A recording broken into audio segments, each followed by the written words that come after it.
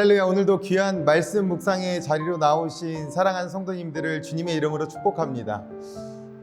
교회가 대사회적 역할, 특히 이 사회에 기여하는 일은 교회가 마땅히 감당해야 할 일입니다.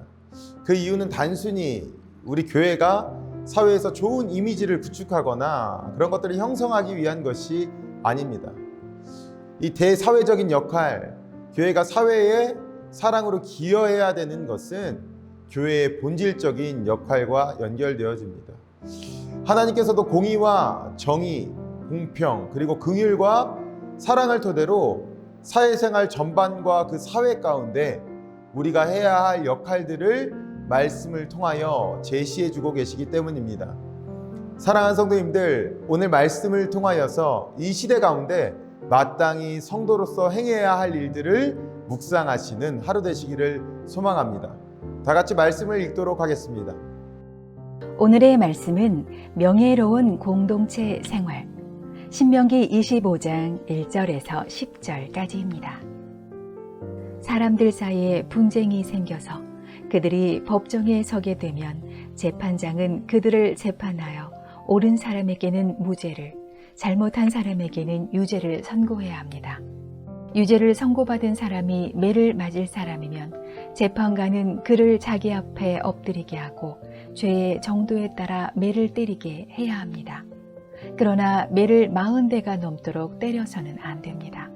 40이 넘도록 때려서 당신들의 결례가 당신들 앞에서 천히 여김을 받아서는 안 됩니다.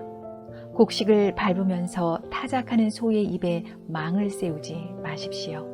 형제들이 함께 살다가 그 가운데 한 사람이 아들이 없이 죽었을 때 그 죽은 사람의 아내는 딴 집안의 남자와 결혼하지 못합니다.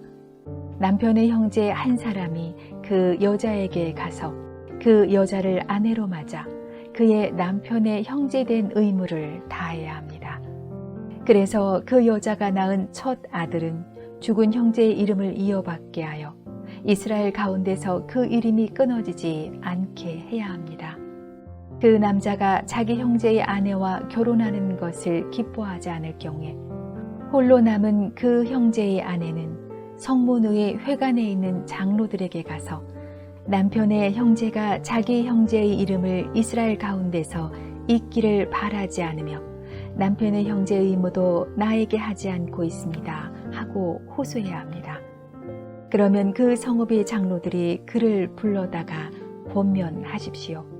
그래도 듣지 않고 그 여자와 결혼할 마음이 없다고 하면 홀로 남은 그 형제의 아내가 장로들이 보는 앞에서 그에게 나아가서 그의 발에서 신을 벗기고 그의 얼굴에 침을 뱉으면서 말하기를 제 형제의 가문 세우기를 원하지 않는 사람은 이렇게 된다 하십시오.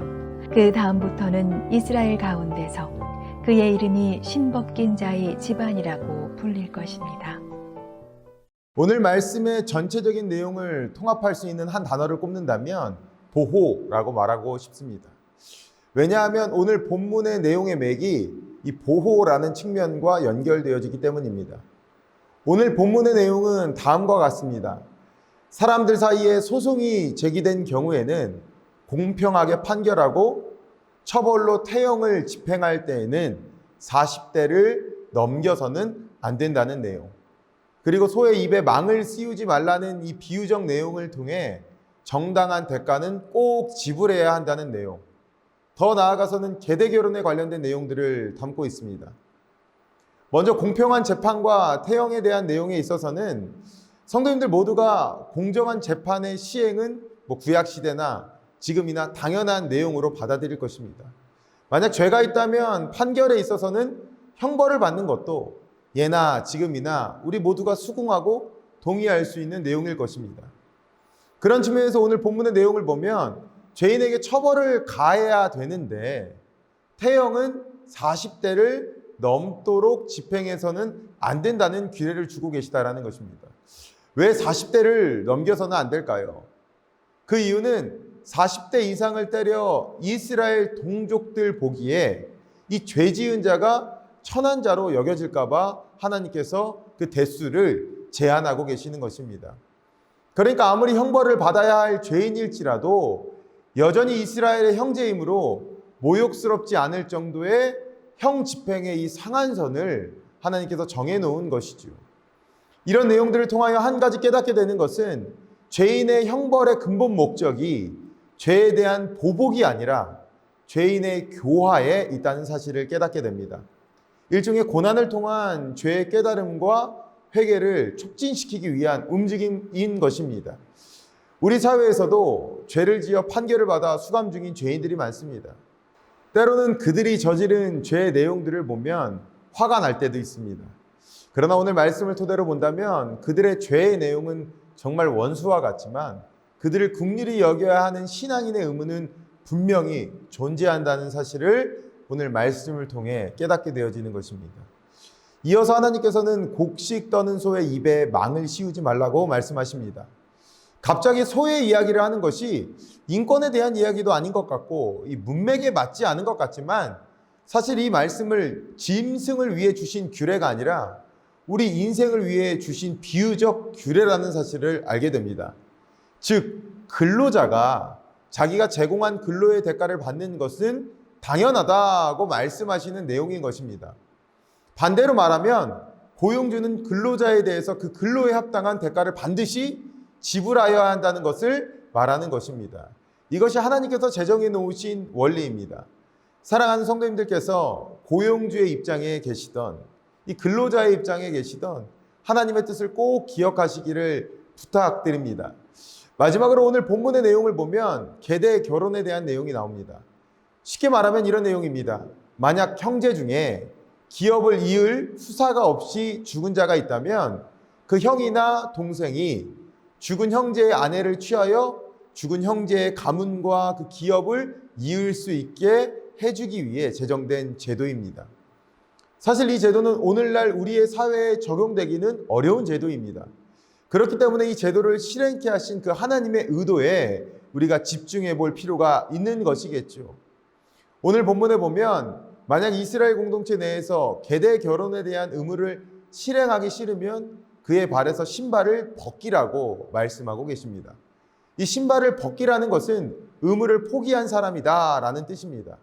반대로 이야기하면 이스라엘 공동체에서는 형제를 향한 의무의 이행이 굉장히 중요한 내용이 된다는 그 반대적 의미가 있는 것입니다. 그런데 이러한 의무는 이스라엘 형제 공동체에게만 있는 것이 아니라 영적 이스라엘 공동체인 교회의 성도들 간에도 동일하게 적용되어집니다. 우리도 한 하나님의 형제요 자매로서 성도에 대해 마땅히 행해야 할 의무가 있다는 것입니다. 이 마땅히 행해야 할 의무, 그것은 무엇일까요? 남편과 사별하여 어려움에 처한 여성을 계대 결혼을 통하여 보호해야 하는 것처럼 우리도 형제들 중에 어려움에 처한 자가 있다면 부단히 돌아보고 주저없이 도와야 한다는 영적인 의미가 담겨 있는 것입니다. 사랑하는 성도님들, 교회는 사랑의 공동체입니다.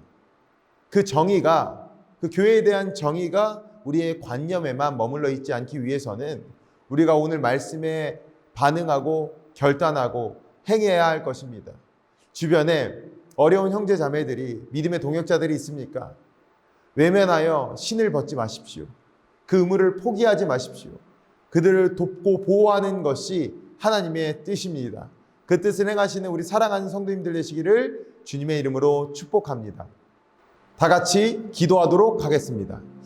하나님 아버지 감사드립니다. 오늘 이스라엘 백성들을 향한 하나님의 말씀을 통하여서 오늘날 마땅히 적용해야 할 하나님의 뜻과 그 의도를 알게 하심에 감사드립니다.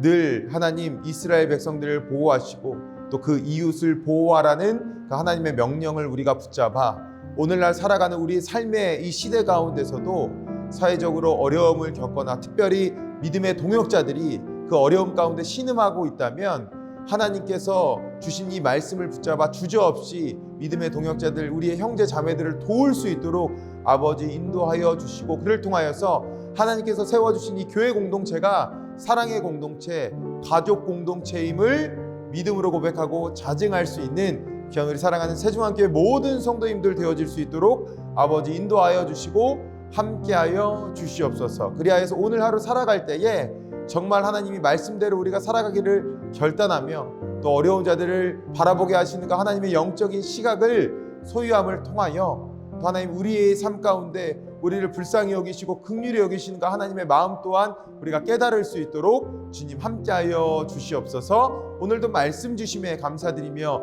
살아계셔서 역사하여 주시고 약자들을 보호하시는 긍휼히 여기시는 우리 주 예수 그리스도의 이름으로 기도드리옵나이다. 아멘.